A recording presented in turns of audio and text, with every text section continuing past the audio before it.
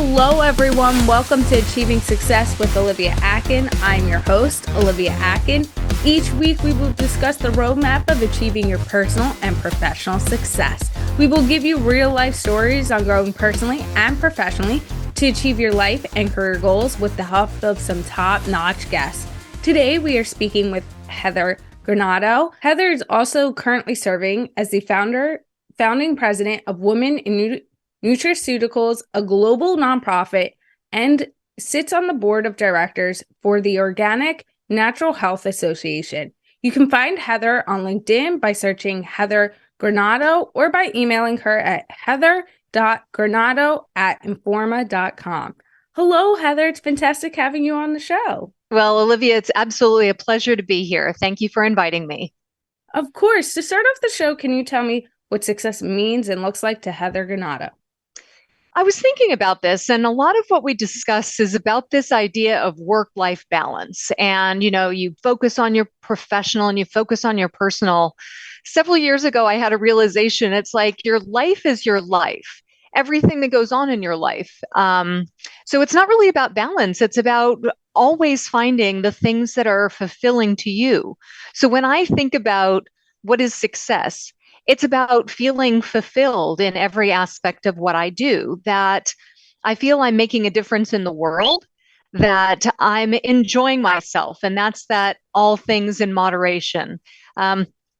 Sometimes I'm going to go out and I'm going to have a nice long run, and sometimes I'm going to go out with a friend and I'm going to have a gin and tonic after a hard day and catch up, because both of those things fulfill me in different ways. When I'm looking at the office, and I'm in the office today having a strategy session around food ingredients and what are we doing for the next 3 years. And it's exciting to think about sustainability and how we're going to really make change in the global food industry. So that's success to me, is making a difference with people I love and care about, to achieve my best self. And what I like about what you said is feeling fulfilled, because when you're fulfilled, you give off your best self as well. You're on your game, you have a different kind of mindset, and that transcends into everything you end up doing. So, Heather, one of the things I did want to bring up today, and we had discussed this, is you're actually the first guest that is international, that is joining us living overseas and not in the United States. So I want to thank you for making this a unique episode and the first of its kind.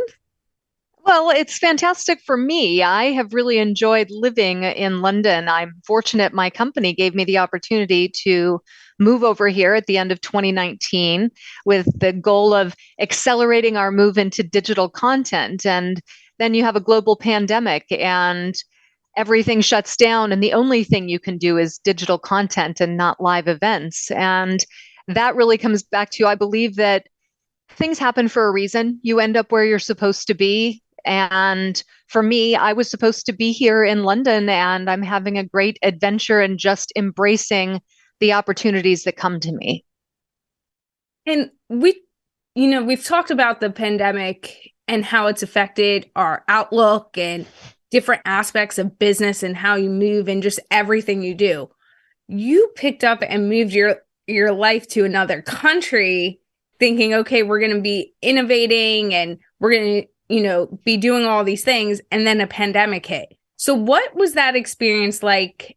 And it's kind of a three-pronged question, I might say, but what is it like making the decision that you're going to move away from family, from friends, go to another country, and then everything also shuts down kind of around the same time?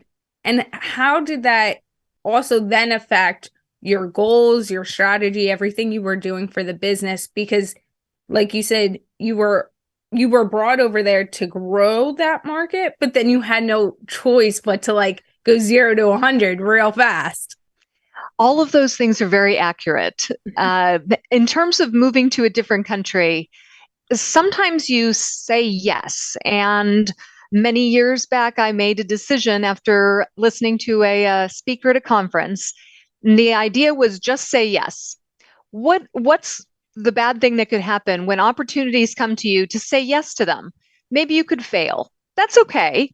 You can think about what's the worst thing that would happen. And when you're comfortable with that, that's okay.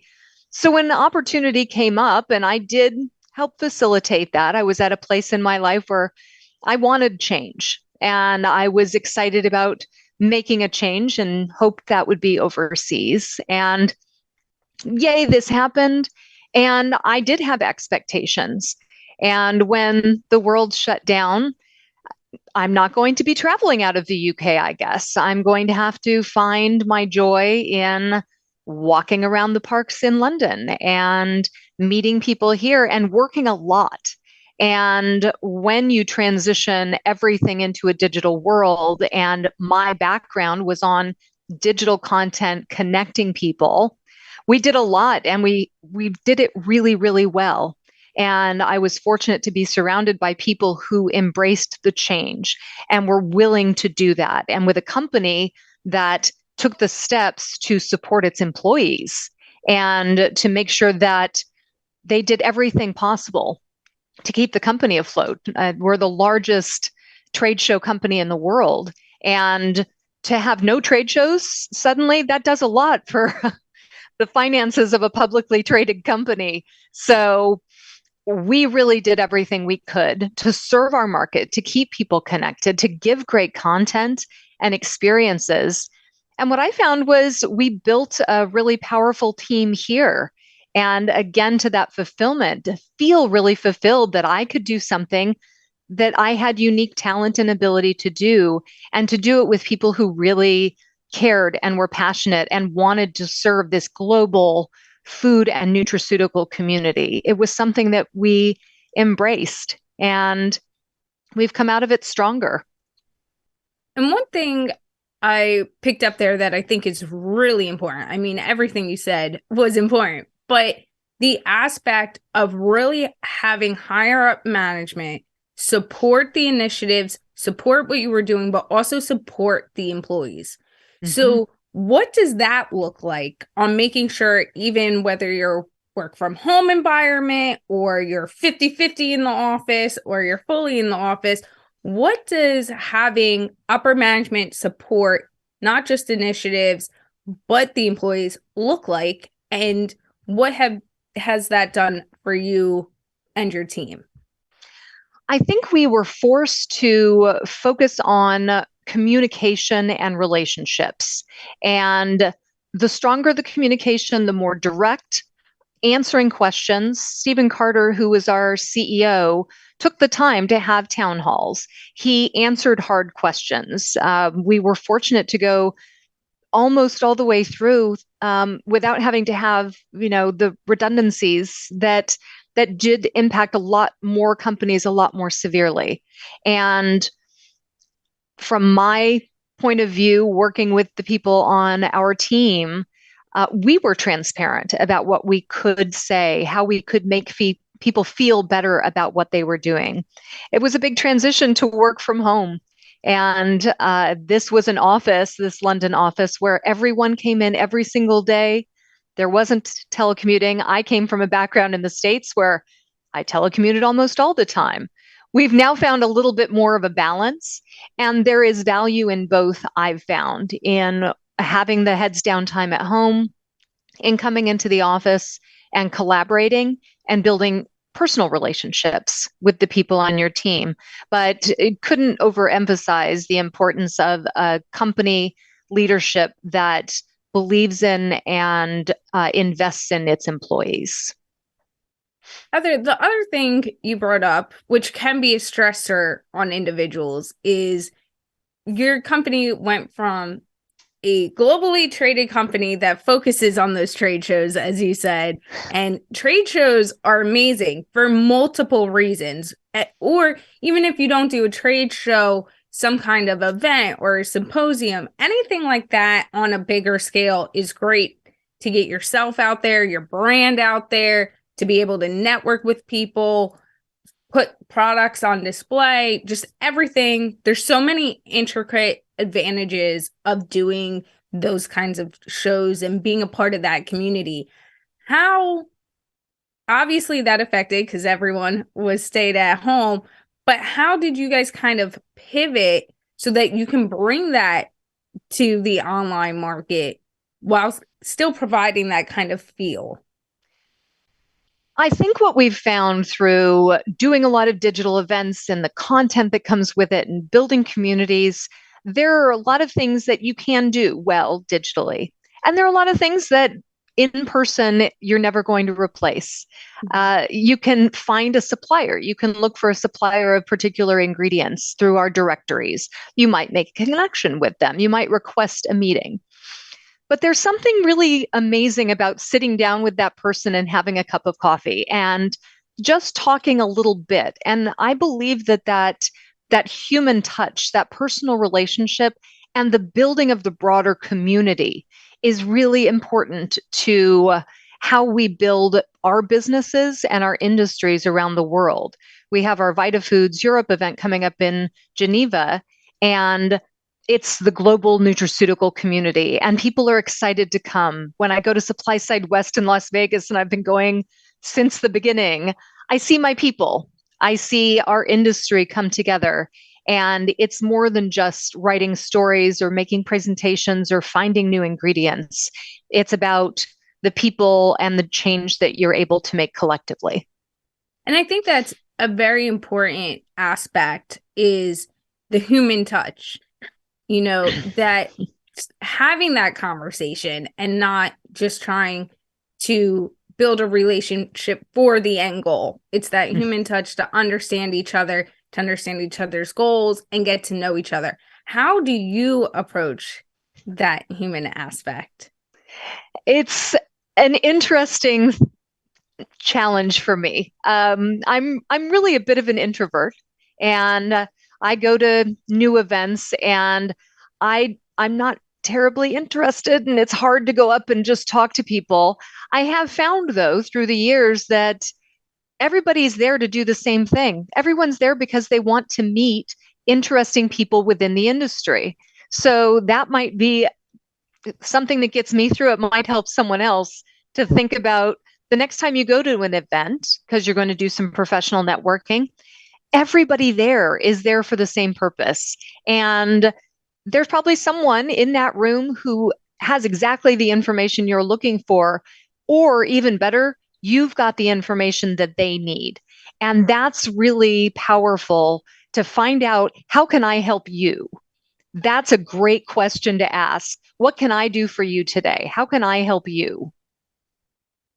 Heather, you currently are the Vice President of Partnerships and Sustainability, and sustainability has become a main focus for a lot of companies and brands. How have you been taking more of a serious approach on it?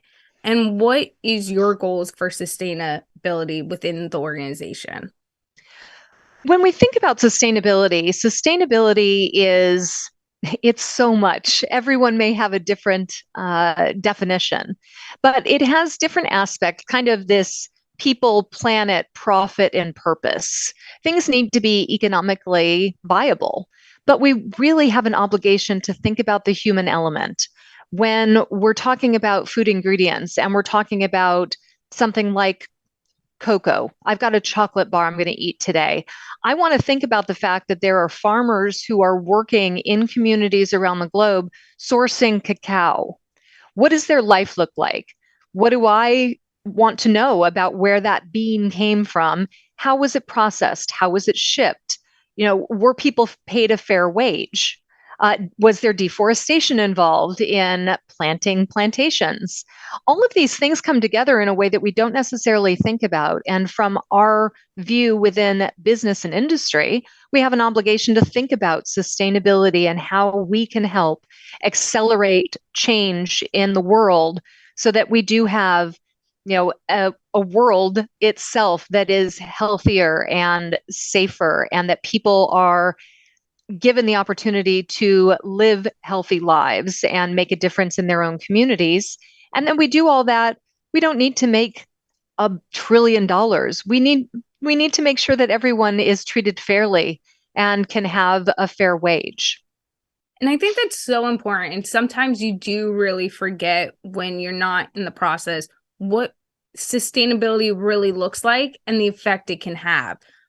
Years ago, I went to on a mission trip to Pate 50, which is in the Dominican Republic, and they do sugar canes. That's where, your sugar comes from when you go Hmm. and buy it in the grocery store. If it's in candy, it's all those sugars come from sugar canes that people go out and pick every day. And to see what they do in the fields and how that process is, and then see, how they're living and how the community is being affected by that, and then trying to make a positive change, sustainability, and even people in other countries have really put an effort into that so that, even how you get your sugar from the sugar canes is better Hmm. in the overall process. How people are being paid is better to different standards. And so they're not living on poverty. It's those little things that can build up a whole community and then transcend across the whole industry. Like, who would have thought, the sugar that you buy in the grocery store for a few Hmm. dollars has that big of an impact on someone else's livelihood across the globe? It really does. When we think about something like the United Nations Sustainable Development Goals, and there's 17 goals, there are so many different aspects, everything from life on land and life at sea, and the processes and production, into gender equity, into health and wellness. All of these are different aspects of sustainability, and there's probably something that resonates for each and every one of us, or probably more than one that resonates. Heather, how do you, when you're working on marketing and, that digital aspect, how do you approach providing that service and growing the company with all that in mind, when sometimes it can be difficult to keep that going, especially, when you're home every day and, digital marketing, you're not getting that same face-to-face contact when someone opens it or receives it. It's a really collaborative environment that I work in, and it's a very interested industry. People do ask questions. The information we put out there makes a difference. And I was first made aware of this. I bet I'd been in my role 5 or 6 years, and I met someone at a trade show, and they commented about how I had written this article on eye health ingredients, and it was so useful for the formulation they were working on. And suddenly I realized what I was doing, the information I collected and the way I wrote it and the way it was put into a magazine and the way it was put online served this person in their job role. And all of a sudden there was going to be a product out in the market that hadn't been there before because of something they read that I wrote. The responsibility that we have is really something to consider. It's the reason that journalism is what it is, and it's why I got into it. It's telling truth, it's understanding fact, and it's being responsible, whether you're a consumer journalist or business, which is where I've spent my career. We have an obligation to get the right information, the facts, and share that out with the right population. And to do that, hopefully in collaboration with the rest of our team, to say, how do we make this SEO so everyone can find it? How do we potentially have a sponsor who comes along with it that bolsters their business? How do we think about how we'll bring it to life at a trade show? All of that has legs.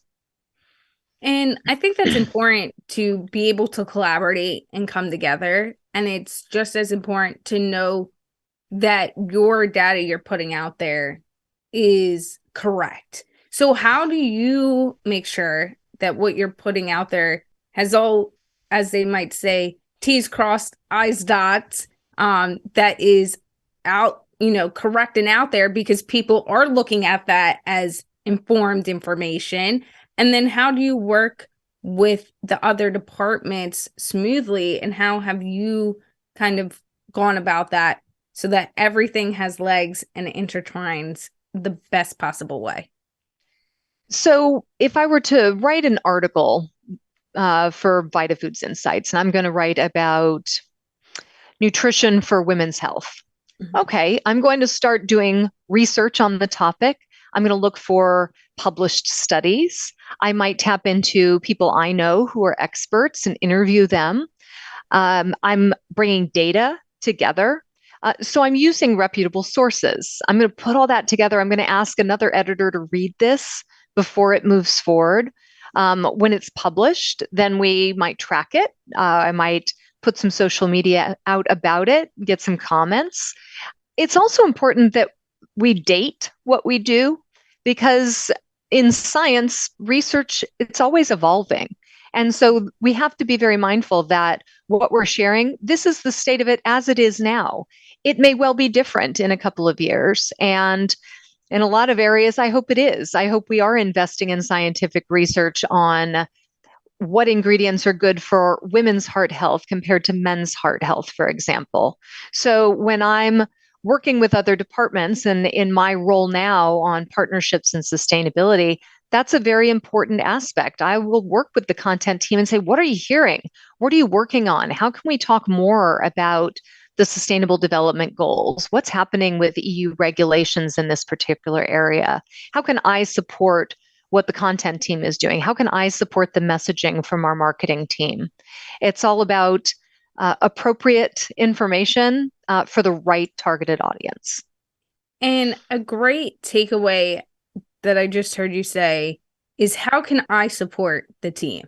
When you take the approach of how can you support not just what you're doing, but other aspects of the business, the angle of what you're providing, your end, on that project or what is being released will go a lot smoother. There'll be a lot less headaches when you understand how all the moving pieces come together and then understand how you can benefit the other teams.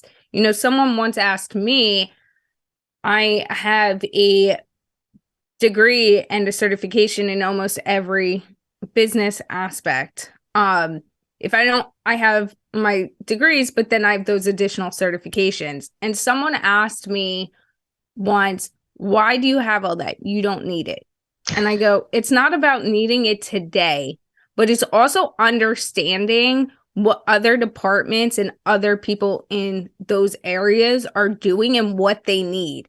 Because if I'm providing something in a format that's best for me to do, but then it adds 4 or 5 hours to another department because it doesn't integrate at all to what they're trying to do. And then we miss a deadline without understanding why we might have missed that deadline or how that could have been prevented. You're just going to keep getting that. And then people are going to get frustrated with each other and the lack of communication. So when you understand how all the processes work to some degree, right? You don't need the intricate level of it, but then you also understand what those other teams need to meet those deadlines, to meet the goals you put in place. Everything ends up working smoother and it might end up even saving you time and energy. I would absolutely agree. The importance of teamwork is really important. Well, the importance of important. Um, when we think about teams, a lot of that comes down to communication. It also comes down to being vulnerable with the rest of the team, to being honest and asking asking for help when you need it, asking for support, and then being willing to give that. How can I help you? It's this idea kind of servant leadership to think about our team, not my team, that we're all in this together making a difference.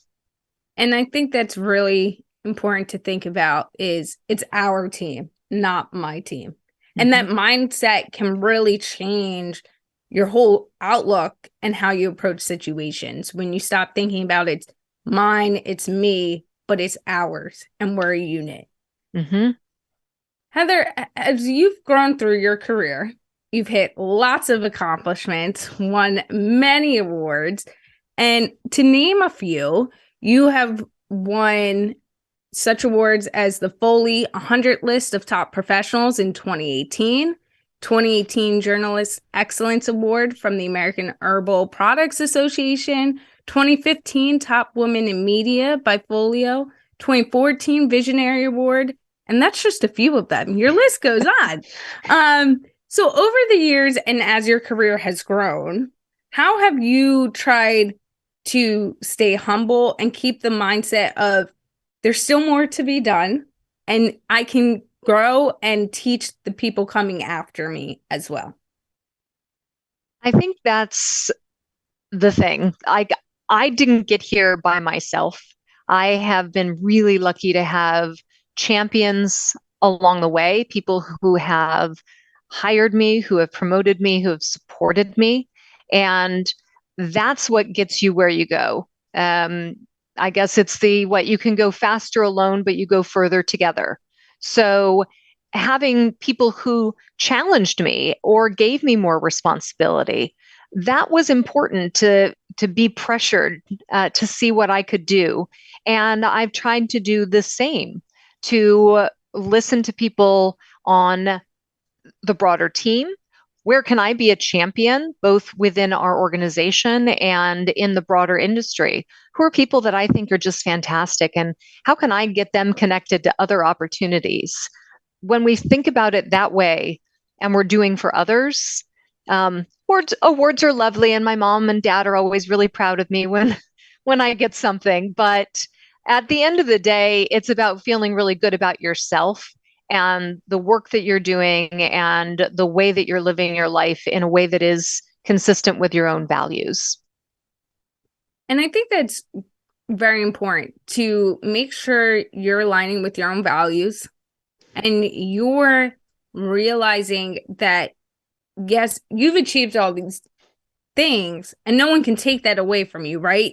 At the end of the day, it's your hard work, it's your ambition, it's your willingness to go the extra mile that gets you that recognition.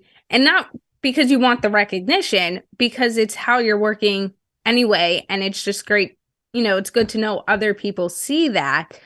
But I think it's just as important to keep in mind that there are people you're now setting behind you that will help make their progression in their career better and smoother because of the lessons you've been able to teach others along the way and those ceilings you've been able to break. What has that meant to you, and how do you continue to do that every day through your work?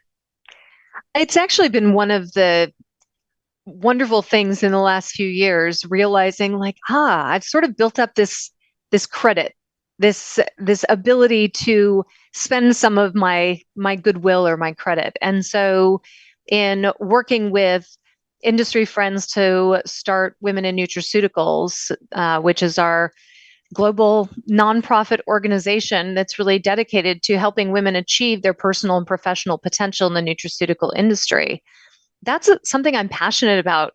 And I was excited to say, ooh, okay, I've found something that I'm ready to expend a little bit of my credit. I want to put out there into the world something that I think we need to accomplish and bring lots of people together around a cause that I'm passionate about. So I'm hopeful that as we move forward, that will be a change agent across our industry, and ultimately that women who are starting out in the nutraceutical space, where they sit 30 years from now will be a different spot than where I am 30 years on in my career.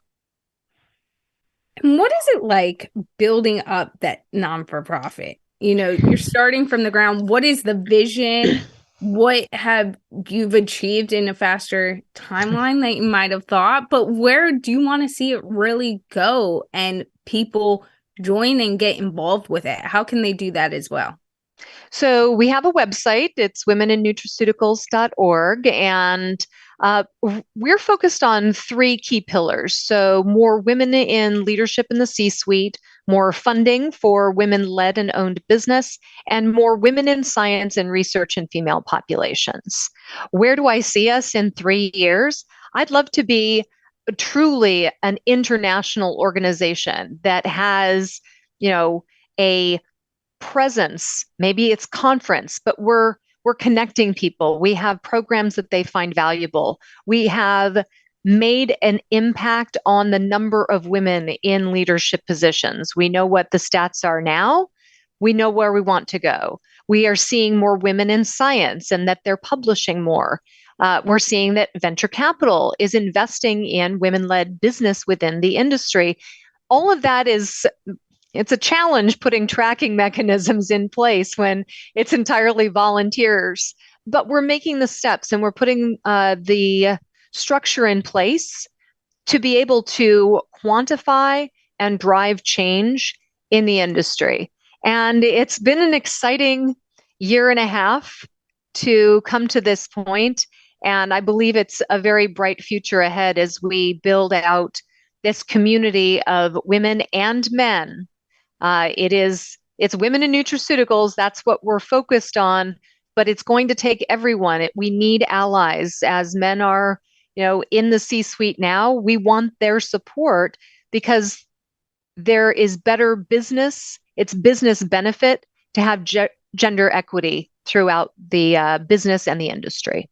And I couldn't agree more. And I think, as you put it, it's just as important, even though it's a women organization, to have the men support and the men be involved. It's really that idea of, if you look at it back at what we were talking at the beginning of the show, that top leadership, and it transcends when top leadership supports the initiative. If this is the initiative and the people at the seats right now are men, get involved, help make a difference. And I don't think that matters what industry it is. It's very much easy for anyone to say, yes, I agree. Okay, yes. But make it a point to be active about it. At the end of the day, actions, as we've all been taught throughout our lives, actions speak louder than words. So what are your actions? And I think that will transcend. And that's been kind of a theme of some of the things we've been talking about today is, what are your actions? What are you doing? Whether that's sustainability wise, marketing wise, as a group, what are those actions you are taking?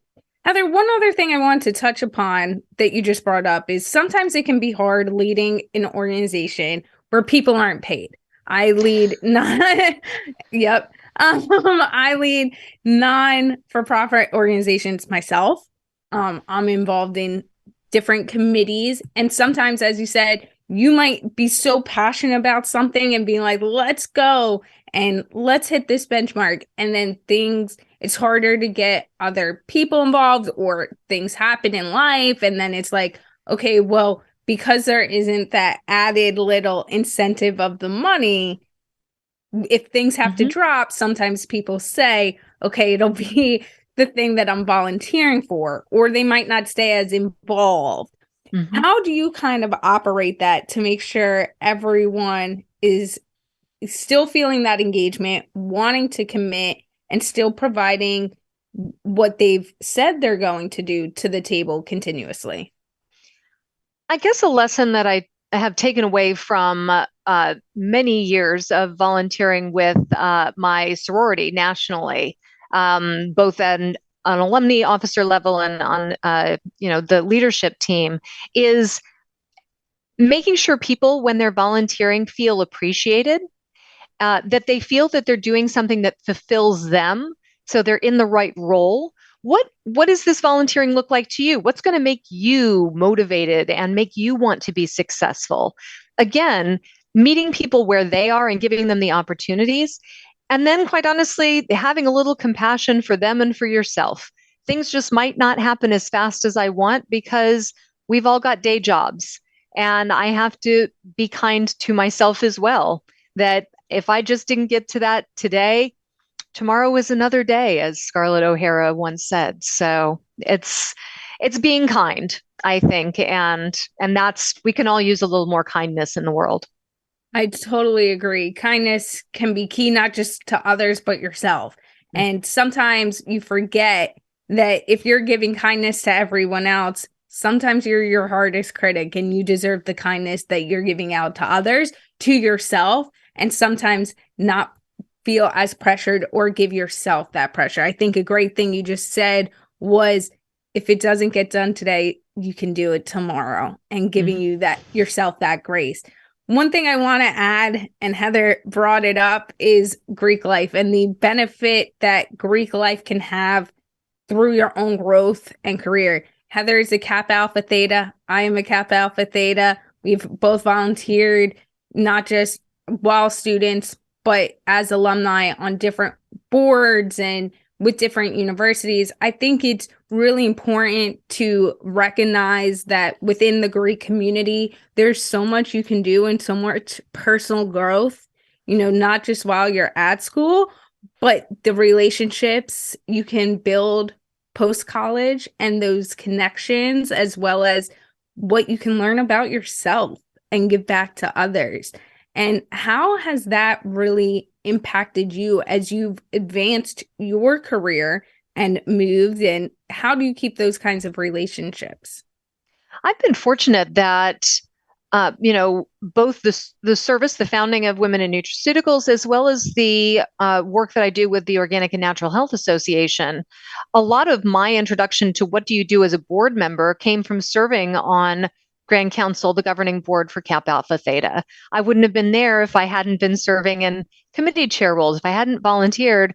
And none of that would have happened if I hadn't moved to Phoenix where I didn't know anyone, picked up the phone and called and said, I'd like to get to know some people and extend my network and find ways that I can give back. And that's something that I think we can all do, is think about making those connections. And maybe it's you have an alumni network in your city for your college, because you went to college in a different state. Maybe you're involved in some kind of sport and you want to do that. Whatever you find that you're passionate about, there are probably opportunities where you could volunteer to learn new skills or to give of yourself, to give the skills that you have to an organization that is meaningful for you. And that's letting you practice your skills and giving back to organizations that will really benefit from that support. And I think that's really important to take into consideration. No matter what it is, what you're passionate about, there is room out there to give back through that passion, whether it's coaching a basketball league for inner city kids, or the local high school because they need another coach, or it's giving back to Greek life or at universities or those professional organizations and sitting on those boards because there's those changes. There's so many different things out there, that you can give back to, whether it's something as small as giving. And I say small, but it's not small because it's all such important, is giving clothing, giving food for the food drive, going to food banks and donating even one day a year, a few hours, and giving that back. It's whatever you're passionate about. There's something out there and something you can be doing. And you never know, especially in today's world where things are more remote than pre-COVID. There can be things you can do while being where you are, Mm-hmm. and continuously being involved. Heather, how can people get in touch with you if they would like to connect with you? You know what? You are welcome to connect with me at my email. That's heather.granato@informa.com. I'm on LinkedIn. I have Twitter, but I'm never really on it because there are just too many things in the world. So yeah, LinkedIn's always great for me, and happy to connect if it's of interest to you. Heather, thank you for all of your insight today. It's been an absolute pleasure, Olivia. A few of our key takeaways from today's conversation is just say yes. The importance of yes and expanding your horizon. You never know what that will end up projecting you to in the long run and what opportunities that will lead to, as well as how can you help someone else? Have the mindset of how you can add value to what someone else is doing, because that will not just add value to them, but it will add value to you and what you're providing as well. As well as the information you put out there is important, it is valued, and always think about that. When you put information out into the world, someone is reading it, someone is taking it seriously, and it can have an effect on what someone else is doing. So make sure the facts are correct. There's data to support what you're saying, and know that other people are reading what you were putting out there. I think that's a very important thing to remember, that you are being heard through the information you're putting out there, whether it's through your company or on your private resources. People hear you, people see you, people listen. As well as, and probably one of my favorites, is you can be faster alone, but you go further together. And always keep that in mind. It always can take a village to make you go farther in life, and that is okay. You don't need to do everything alone. This was a great episode with our top-notch guest, Heather Granato. Thank you for listening and have a successful day.